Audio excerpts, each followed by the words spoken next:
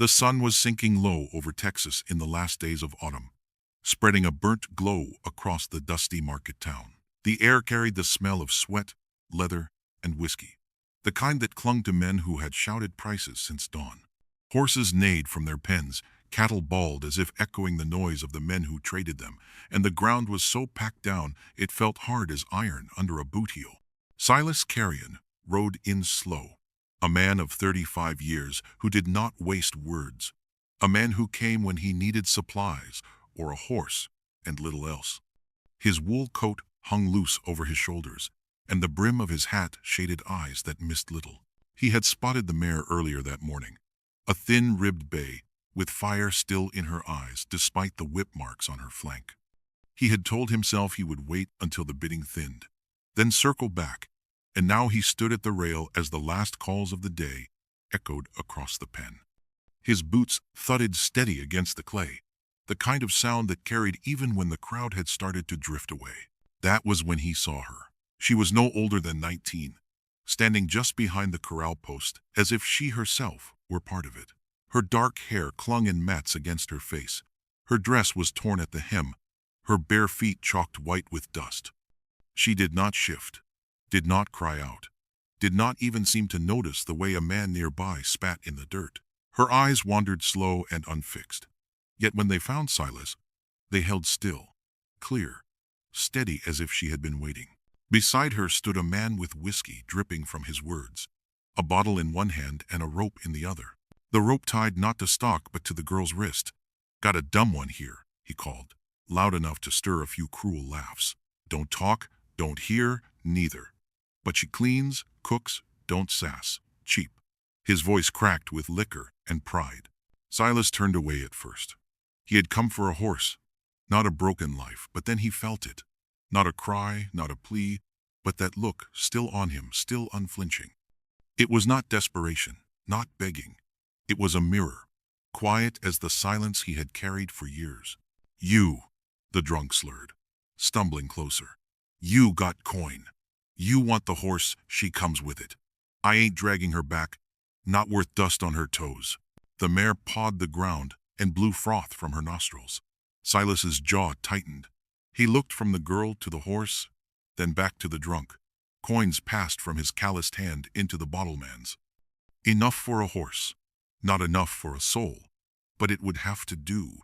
The rope was shoved toward him, but before he could take it, the girl stepped close, moving behind him like someone who already understood. He tossed the rope aside and led the mare out. She followed without word or sound, only her thin shawl shifting in the breeze. When they reached his wagon, she paused, waiting. He opened the back and motioned. She climbed in and folded herself into the corner as if she had lived there all her life. As he took his place on the driver's bench, he felt the faintest tug at his coat. Her fingers brushed his sleeve, rough and small, then fell away. She did not look at him, her gaze set on the far hills, but that one touch carried more weight than words. He snapped the reins, and the wagon rolled forward through dusk, carrying a mare, a man, and a girl, whose silence spoke louder than the noise of any market. The wagon rattled over the hardpan road, wheels groaning as the last light of day stretched across the Texas sky. The air was sharp with dust and mesquite, the wind carrying the dry scent of grass long since browned by autumn sun. Silas held the reins loose but steady, his eyes on the trail ahead, though he felt the weight of the girl behind him. She sat in the wagon bed, curled into the blanket he had tossed her way, her thin frame pressed to the wooden sideboard, her face turned toward the horizon as if she could read something in the fading colors. She did not speak, did not move much, but he knew she was watching everything: the road, the sky, him. The mare trotted with uneven rhythm, ribs showing with each breath, and Silas thought on the long work ahead. He had bought the animal because he could not stand to see it broken down by cruelty. He had taken the girl for reasons he could not name, reasons that gnawed at him with each mile of road. The wind lifted her dark hair from her cheek, and for the first time he wondered if she felt fear or only silence. They reached the ranch as dusk bled into night. The place was nothing more than a main house with a slanted roof, 2 sheds leaning with age, and acres of open clay dotted with mesquite and wire fence. Smoke from the chimney swirled faint and blue, the only mark of home in that wide emptiness. Silas set the brake and stepped down, then offered his hand. She hesitated, then touched his palm lightly before stepping down, her bare feet whispering against the packed dirt. Inside, the kitchen was warm with the smell of wood smoke and iron. Silas stoked the fire until it glowed bright, then pointed toward the kettle. Without word she moved, lifting it, filling tin cups, setting them on the table as if she had done it 100 times before. He watched her quiet grace, how she never asked where things were, how she found them like someone guided by instinct. When they ate, she bowed her head slightly, not in prayer but in habit, then cleared the table without command. After supper, Silas went to the cupboard, reached for a stub of chalk, and placed it on the table. He tapped the wooden doorframe beside it, then said in a slow voice, "Name." She stared at him for a long moment, her dark eyes unblinking, then knelt by the frame. With careful fingers, she pressed chalk to wood and shaped soft, slanted letters. When she finished, she stepped back. Silas bent to read it. Emmeline. He spoke it once, then again, tasting the name on the air. Emmeline. She did not smile, but she did not turn away either. She walked into the barn without a word, her figure slipping into the shadows, leaving the name behind on the doorframe, carved not in ink, but in belonging. Silas stood there, longer than he meant to, his fingers brushing the chalk lines, his lips repeating the name that now lived inside his house. The first gray light of dawn spread across the ranch, soft and cool, with the scent of dust, still damp from night air. Silas pushed open the barn door, the hinges creaking low, and stepped inside expecting the stillness of animals half awake. Instead, he found Emmeline crouched beside the bay mare, her shawl slipping from her shoulders, her hands moving slow and careful along the animal's flank. The mare stood trembling, ribs rising sharp beneath her skin, one back leg swollen and stiff from strain. Yet, she did not shy from the girl's touch. Emmeline had soaked a rag in a tin pail of water and now ran it along the mare's side, her movements even as a steady breath. She pressed her palm flat against the trembling hide, then lifted it, then pressed again, as if speaking through rhythm rather than words. The mare's eyes, wide and rolling when Silas had led her home the night before, now looked heavy, calmer than he thought possible. He leaned his shoulder against the doorframe and crossed his arms, saying nothing, letting the moment play out. He had seen good hands with stock in his time, men who could rope and break a horse quicker than most, could draw a breath. But this was different. Emmeline did not push, did not force. She waited, breathing with the animal, listening in a way he could not explain. When the mare shifted, Emmeline shifted too, moving to the sore leg, wrapping it with a strip of cloth she must have torn from her own dress. Her fingers traced the swollen tendon with such care that the horse barely flicked an ear. The light grew brighter, dust motes turning golden in the air. Silas watched her tuck the rag back into the pail, squeeze water gently along the bandage, and stroke the mare's neck, as if she had always belonged to barns and beasts. There were no words, no sharp commands, just the slow rise and fall of her chest, the steady line of her hand, the patience of someone who listened not with ears, but with her whole being. The mare sighed and lowered her head, nuzzling at Emmeline's shoulder. Silas almost stepped forward then, to warn her, to pull her back before a sudden kick or bite. But something in him stopped. He realized he was the one holding breath, not the horse. Emmeline lifted her head at last and looked toward him. Her eyes were not asking, not pleading, but steady, as if to say she knew what she was doing, and always had. Silas cleared his throat, the sound rough in the quiet. "She'll mend," he said, though it came out softer than he meant. Emmeline did not answer, only ran her palm once more down the mare's side before setting the cloth aside. She brushed her hands against her skirt, then walked past him without a word, her bare feet light on the dirt floor. He stood there long after she was gone, the mare calm behind him, the pail still half full. He had come into the barn expecting to teach, to set rules, to mark his order upon the morning. Instead, he found himself the one learning, and what he learned unsettled him. This girl did not hear the world like others, but she heard it all the same, and maybe more. The day had started warm and still, the kind of late afternoon that fooled a man into believing the land meant him no harm. Silas was in the cattle shed, bent over a calf that had been coughing for days, his hand pressed against its side as he checked its breath. Sweat ran down his back, and he muttered about the heat, about the work waiting still in the fields, about anything but the hollow silence that hung over his life. Outside, the air shifted, faint but sharp, a breath drawn by the earth itself. Emmeline appeared in the doorway barefoot, her hair loose and blown across her face, her chest rising fast, though she made no sound. She reached for his sleeve, tugged once, firm enough to startle him. Silas frowned, pulling back slightly. "What is it?" he asked, though she could not hear. Her eyes were wide, urgent, her other hand pointing upward, fingers trembling. He glanced at the calf, then back at her, caught between worry for the animal and confusion over her sudden fear. She tugged again, harder this time, dragging his weight toward the door. He was about to resist when the hairs on his arms lifted, a strange prickle that ran through his skin like warning. He followed her outside, just as the world split open. A crack of white light dropped from the sky with the sound of heaven tearing, striking the tall cottonwood that loomed behind the shed. The blast shook the ground, a roar that echoed across the plain.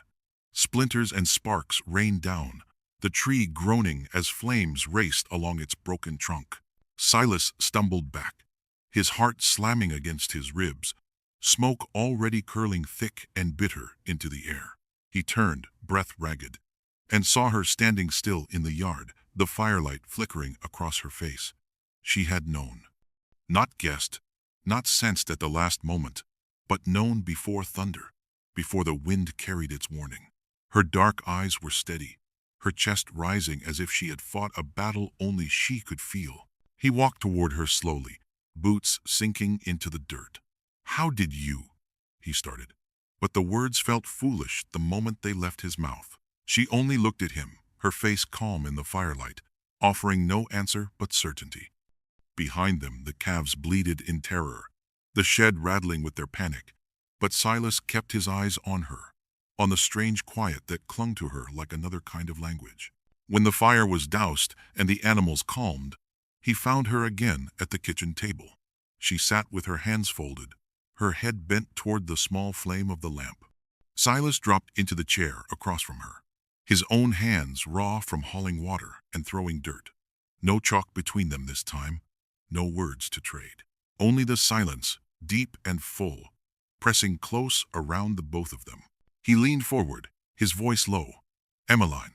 She lifted her eyes, steady as before, and though she spoke no word, he felt answered. For the first time in years, he realized the quiet in his house was not empty. It was listening. The days began to fold into one another, each one stitched with the same rhythm of chores and quiet. Dawn found Silas at the barn, the cool air heavy with the smell of hay and leather, while Emmeline moved through the yard as if she had always belonged there. She carried buckets from the well without complaint, swept the porch with sure strokes, laid logs in the fire until the house breathed warmth. She asked for nothing, spoke nothing, yet her presence filled the silence in ways that unsettled and steadied him both. On the kitchen doorframe, where her name still lingered in chalk, new words began to appear each morning. Sometimes it was only a simple note: bacon low, dog limping, wind smells like dust. Other times it was something smaller, almost hidden, a mark of rain before the sky showed it, a thought that the chickens needed pine needles in the coop before frost. Silas would pause at the doorway, his hand brushing the white letters, and find himself repeating them aloud, as though speaking what she had written made the house less lonely. One morning he noticed the lead cow standing alone in the pasture, her head low, her body restless. He frowned and made a note to keep an eye on her, thinking it might be the cold working into her bones. By the time he returned from checking fences, Emmeline had already moved the cow to the birthing stall. Fresh straw laid thick, a pail of water drawn with mint leaves floating on the surface. She was crouched beside the animal, her hand moving in slow circles over the swollen belly, her brow calm as if she had been expecting this moment all along. Silas leaned on the stall door, arms crossed, and watched. He had worked stock his whole life, had seen births come with panic and blood, yet there was nothing hurried in her manner. She sat steady, breathing in rhythm with the cow, her fingers tracing the flank in time with each contraction. When the first signs of labor came, she did not startle, did not call out. She only guided the animal through with the patience of someone who trusted her own senses more than noise or fuss. By nightfall, the calf lay damp and trembling on the straw, its thin legs already kicking against the earth. Emmeline wiped its muzzle with her skirt, pressed her cheek briefly against its head, then stepped aside so the mother could nuzzle her young. Silas felt something tighten in his chest as he watched. She had known before he had, without signs, without words. He could not explain it, yet he could not deny it. That evening at the table she ate in silence, as always, her eyes downcast, her hands steady. Silas glanced at the chalk on the frame, the fresh words she had written, calf safe, strong, good milk. He felt a rough smile tug at his mouth, the first in longer than he cared to recall. For the first time he realized he had begun to trust her. Not out of pity, not out of duty, but because she saw the world in a way he never had. The ride back from town left Silas with a weight heavier than the sack of flour in his wagon. He had gone only for supplies, yet he had not escaped the sideways looks, the muttered words that carried farther than men thought. The sheriff had spoken in half-truths, his tone heavy with warning, reminding Silas of claims never settled, of land that had passed from hand to hand in the shadow of war. Whispers followed him down the street, that his father had taken more than what was his, that blood and grief had watered the red clay he now called his own. Silas kept his head down, jaw tight, but the shame gnawed deep, old and bitter, a wound that never healed.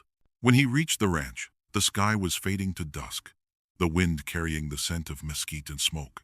He set the flour inside, moved through the chores with steady hands, but his mind was elsewhere. At last he sat on the porch steps, staring out at the fields his father had fenced, the same fields men claimed were not rightly theirs. The sun slid behind the ridge, casting long shadows across the ground, and the silence pressed heavy against him. He did not notice Emmeline until her shadow fell across his boots. She stood beside him without sound, her shawl loose around her shoulders, her dark eyes searching his face. He did not speak, not at first. What words could carry the weight of guilt passed down from fathers to sons? Still, she did not leave. She lowered herself to sit beside him, close enough he could feel the warmth of her arm. After a long moment, she reached out, laid her hand gently on his shoulder, light as a breath.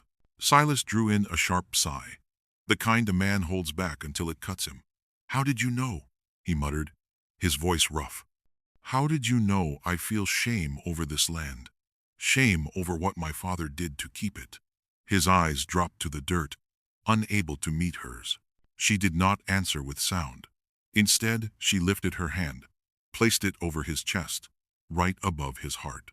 Her touch was steady, her gaze unwavering.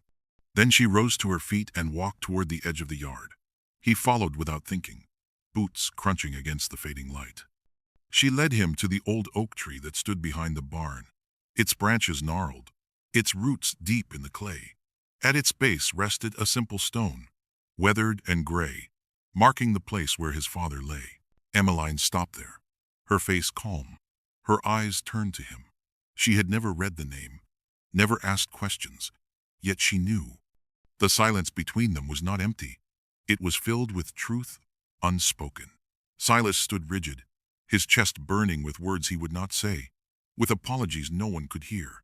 She only waited, her presence enough, until he lowered his head and let the quiet settle. That night he dreamed of cannon smoke and scorched hills, of his father's voice saying he had left him land and blood both. When he woke, she was sitting by the hearth with a single candle burning, her face calm in the flickering light. He looked at her and understood that without words she had given him more than forgiveness. She had given him a place to rest his shame. The whispers began small, carried on the wind between porches and hitching posts, soft enough that a man could pretend not to hear them. Silas noticed them the next time he rode into town. The way women paused at the well when Emmeline passed, their voices lowering though their eyes stayed fixed. The blacksmith's wife folded breadcloths and muttered that the girls stared too long at cattle, as if she knew which one would fall next. The preacher's boy told a circle of friends that she touched their goat, and 2 days later it birthed too soon. No one said it loud, yet each word spread like smoke in dry grass, quick and hungry. By the week's end, the silence in town was worse than shouting. Men tipped their hats to Silas without meeting his eyes. Children were pulled back when Emmeline walked by, and the store clerk who had always spoken plain now weighed his words as if each one cost too much. Emmeline bore it with the same calm she carried everywhere. Her head bowed slightly, her steps light, but Silas saw the way her fingers gripped the basket tighter, the way her shoulders stiffened under their stares. Back at the ranch, the unease followed. Dogs barked at nothing, shadows stretched long across the clay, and the sound of boots came one evening when the sky was still bleeding out the last of the light. Silas stepped out of the barn, wiping his hands on his trousers, and saw them at the gate. 8 figures, men and women both, boots sinking into the dirt, torches held but unlit, the kind of fire that lived in threat more than flame. At their front stood Withers, a man with years carved into his face and a voice sharp as wire. His daughter had not spoken to him in years, yet his tongue now was quick enough. "We want her gone," he said, his tone leaving no room for doubt. "That girl hears things she ought not. She sees storms before they come, animals answer her like she speaks their tongue, and sickness passes her hands as if she commands it. You think that's natural, Carrion? I don't." Silas felt his jaw set, the old weight of anger pressing behind his ribs. He stepped forward, planting his boots firm in the mud. "She's mute," he said, his voice steady. "That ain't the same as deaf," Withers snapped back. "She's cursed, and if you can't see that, then you'll pay when it falls on your land." Murmurs rippled through the others, voices low but sharp, like flint striking steel. Inside the house, Emmeline stood behind the curtain, her face pale in the lamp glow. She had heard the gravel shift under their boots, had seen the certainty in their eyes. She moved as if to step outside, but Silas lifted his hand, holding her back. He faced the crowd again, his voice low, but cutting through the night. "She saved a child's life," he said. "And she is the only soul I know who listens, not with ears, but with her hands, with her breath, with her whole heart. You want to call that curse? You're blind to blessing." The torches never lit, though their weight pressed heavy. One by one the crowd shifted, mutters fading into silence, boots dragging as they turned away. Withers lingered, his jaw tight, before spitting in the dirt and following. The yard grew still again, only the wind moving across the mesquite. Silas stood there a long time, arms folded, until the last shadow disappeared down the road. When he went inside, Emmeline set a pot of warm cider on the fire. She said nothing, only reached across the table, her fingers resting on his hand. It was not thanks, not fear, but recognition. In that quiet touch, Silas knew the storm had not passed, but he also knew he would face it with her. The week after the torches came, the air around the ranch felt different. The neighbors had walked away that night, their boots heavy, their words half swallowed by the dark, but Silas knew fear did not die so quick. It only waited, turning to anger, waiting for a spark to push it into flame. Emmeline still moved about the yard as she always had, steady, quiet, her hands sure on broom and bucket, but he caught her, glancing toward the road more often, as if she could feel what was coming long before he could see it. It happened one evening when the light was falling soft across the house. Silas had just come in from the barn, the smell of hay still clinging to him, when the first stone struck. It rattled off the wall near the porch, sharp enough to make the dog bark. A second followed, this one striking the window with a crack that shattered glass across the floor. Emmeline startled but did not cry out, only froze with her hand still on the kettle handle. Silas moved quick, pulling her back from the glass, his own heart pounding like a drum in his chest. He stepped out onto the porch, his rifle propped against the wall, though he did not lift it. Shadows shifted by the gate. 3 men he recognized, boys once who had run cattle alongside him, now grown into men who carried their father's grudges like inheritance. Withers's eldest spat into the dirt and called out, "Send her out, Silas. You want to keep a witch under your roof? Then you'll pay for what follows." Silas gripped the porch rail, his knuckles white, his voice low but hard. "She's not leaving. She cursed my stock," one of them shouted, his voice cracking. "Touched a steer and it dropped dead the next day. You call that chance? I call it devil's work." The dog growled low at Silas's feet, the only sound in the stretch of silence that followed. Emmeline stood just inside the doorway, the lamplight behind her casting her face in pale shadow. She did not move forward, but her eyes fixed on him, steady, waiting to see what he would choose. Silas lifted his chin, his voice carrying across the yard, without need of a shout. "You want to run her off? You'll have to go through me. She saved lives here, more than you cared to admit. She listens when no one else does. And if you think I'll cast her out because you're too afraid to see the truth, then you don't know me at all." The men shifted, uneasy, muttering among themselves. One kicked at the dirt, another cursed under his breath. No one stepped closer. At last they turned, their boots dragging, their anger not gone but held for another day. Silas stood until they were nothing but shadows swallowed by the dark. When he turned back inside, Emmeline was sweeping the broken glass with quiet strokes, her face calm, her hands steady. He laid a hand over hers, stopping the broom, and for a long moment neither moved. He had chosen, and the cost of it lay heavy on him, yet in her silence he found no fear, only trust.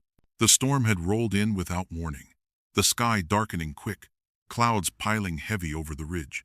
Silas had been mending fence posts when the wind kicked up, sharp and sudden, spooking his horse. The animal reared, the post slipped, and Silas went down hard on his shoulder. Pain shot through him, sharp enough to make his vision blur. Yet he forced himself to his feet and staggered back toward the house. By the time he reached the yard, rain was falling in sheets, thunder rumbling like cannon fire across the plains. The cabin door burst open before he could reach it. Emmeline stood there, her shawl whipped back by the wind, her eyes wide with knowing. She ran to him without hesitation, slid under his arm, and bore his weight, though she was slight. Together they stumbled inside, water dripping from their clothes, the storm rattling the roof above. She lowered him into the chair by the hearth and pulled the lamp closer, her brow furrowed as she examined the torn sleeve and the blood seeping through. Silas hissed when she peeled the cloth away, but she only pressed her hand to his arm, steady, sure, calming him without words. She fetched a bowl of water, herbs he did not recognize, and a strip of clean cloth. Her fingers moved gentle but firm, cleaning the gash, pressing the poultice into place, binding it tight with the cloth. The whole time she never looked away, her breath even, her face set in quiet focus. When the bandage was tied off, Silas leaned back, exhausted, the fire's warmth creeping into his bones. Emmeline stepped away only long enough to fetch a scrap of paper and lay it on the table beside him. She set down the stub of a pencil, her eyes flicking to his, as if telling him to use it. Silas frowned, then slowly picked it up, his hand awkward. He scrawled in heavy letters, "Can't say enough." He pushed it toward her. She read it, her lips parting just slightly, and then she raised her hands. Her fingers moved in small, deliberate shapes, slow enough for him to follow. She touched her mouth, then her chin, then spread her hands outward. "Thank you." She did it again until he mimicked the motion clumsily, his larger hand stiff but eager. She nodded once, her eyes soft.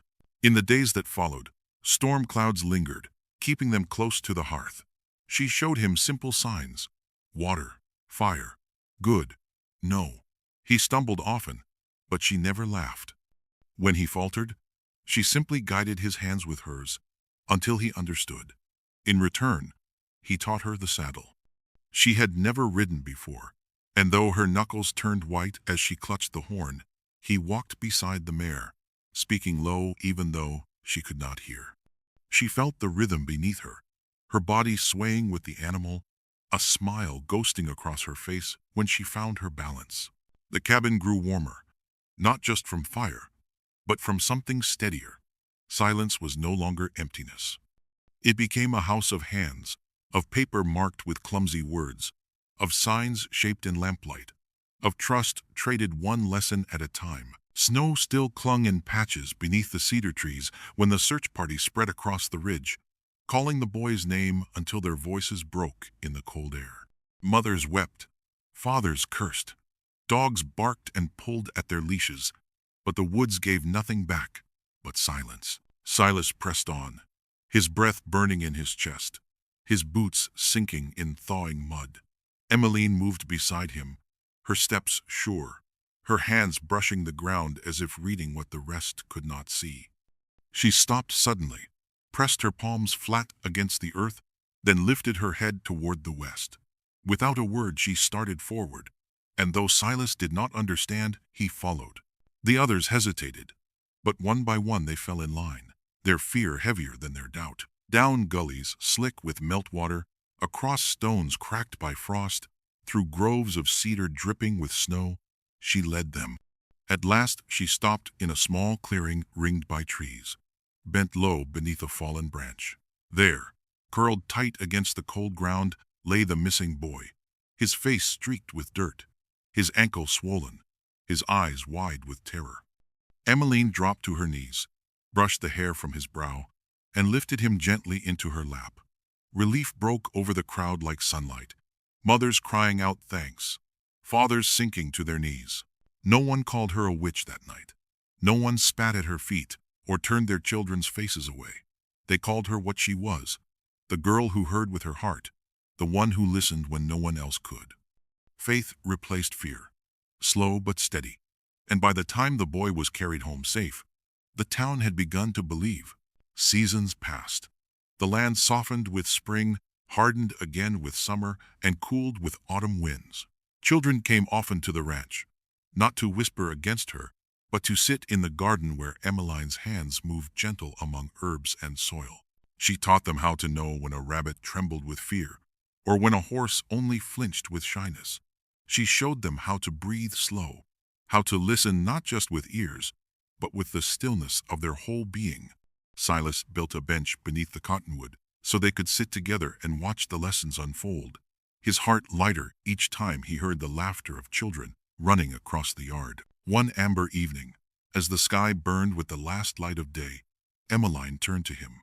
Her hair had grown long and silver-threaded, her eyes still dark and steady. She shaped her lips around careful words, soft and halting, but clear enough to reach him. "I do not need sound," she whispered. "Only you." Silas felt his throat tighten, and all the words he had carried unsaid through years spilled into his eyes.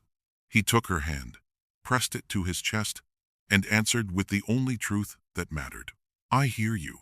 Always have." They sat shoulder to shoulder, the garden around them full of scent and promise, the bench worn smooth by years, the wind moving gentle as if it too had learned to listen. The world at last seemed to know how to hear. Thank you for walking this journey with us.